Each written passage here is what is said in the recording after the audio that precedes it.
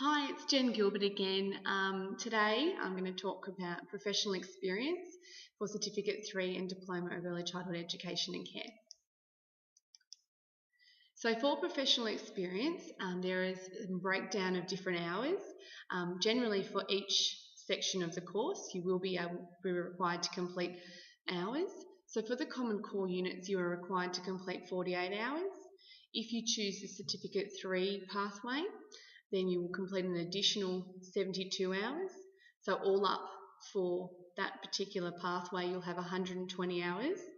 And if you choose the diploma pathway, you'll obviously have finished the 48, and you'll also need to do 248 hours. So 240 hours, so that will all add up to 288 all up.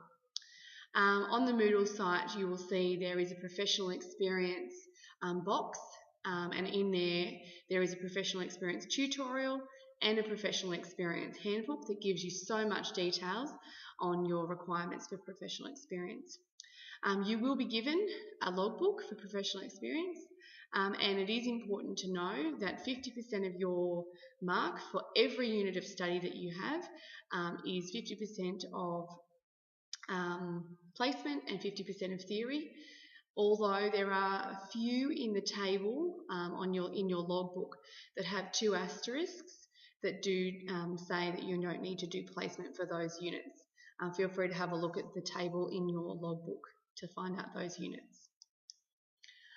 Finding a professional experience centre and submitting your agreement form. Obviously with most off-campus students, they find their own centres, and it is very important that when you do ring up the centre to ask if they're happy to have you, that you've got your hours worked out, the days of the week you'd like to attend, and the duration of your placement, so that when you're talking to the director, you're already well organised. If you have any dramas finding placement, you are welcome to contact either Simone Hughes for Frankston and Rosebud students, or Berwick Dandenong students can contact Nicola Russell on their email addresses, and they can certainly try and guide you into finding placement.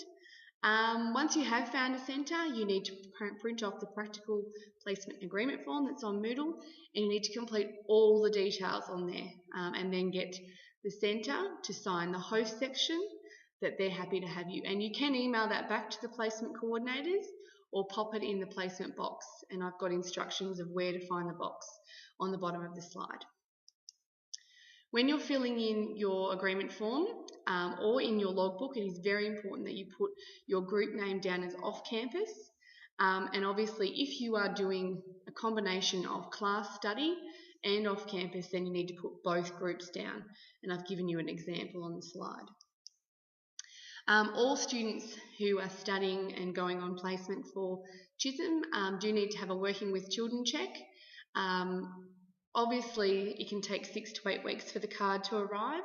Most centres are more than happy for you to start as long as you've got your approval number, which you will receive either via email or text message.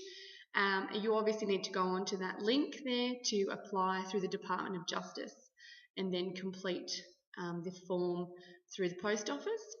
You do need to click on the volunteer option, which will mean that you're actually not going to be paying anything except for the passport photo.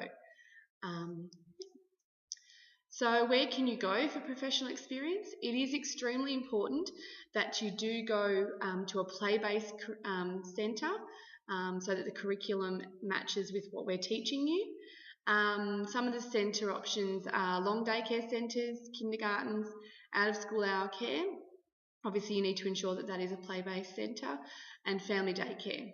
If you are currently working in an early childhood centre, then that is completely fine for you to complete your placement hours and be paid for that time. We have another exciting opportunity. If you are a diploma student, you can complete your placement in China. If you are interested in China, sometimes they'll have notices on Moodle letting you know that there are information sessions that are coming up. Or alternatively, you can contact Felicity Young, and I've provided her email address there. What you need to wear to placement, it's very important that you do dress professionally in your Chisholm uniform. Usually most students will wear the Chisholm polo which is purchased on enrolment. Although if you are working in the industry, then that's fine that you wear your workplace uniform. Most people will wear black tailored pants or three-quarter pants, a black knee-length skirt and black closed-in leather shoes, and you will need a broad brim hat for terms 1 and 4. If you need any further information on the uniform, please refer to the professional experience tutorial on Moodle. What you need to take, while you're on placement, you have certain requirements to complete, and these are detailed in your professional experience in the box on Moodle. For all professional experience, you'll need to have your logbook. Within this logbook, you'll be using it to gain evidence of your knowledge and experience, and it is extremely important that you do show it to your room staff so that they can give input to your assessor and also help you achieve your competencies in the logbook. You also need a reflective journal, which needs to be written in every day. There are further guidelines on Moodle. Your placement folder, or another way to collect evidence. So it doesn't have to be a folder as such, but a lot of students do use that as a way to collect all their documents and evidence of each unit of study. Diploma students will also need a visual diary for program flow, and that comes about when you're enrolled in pedagogy and practice. So you will know when you need to have that.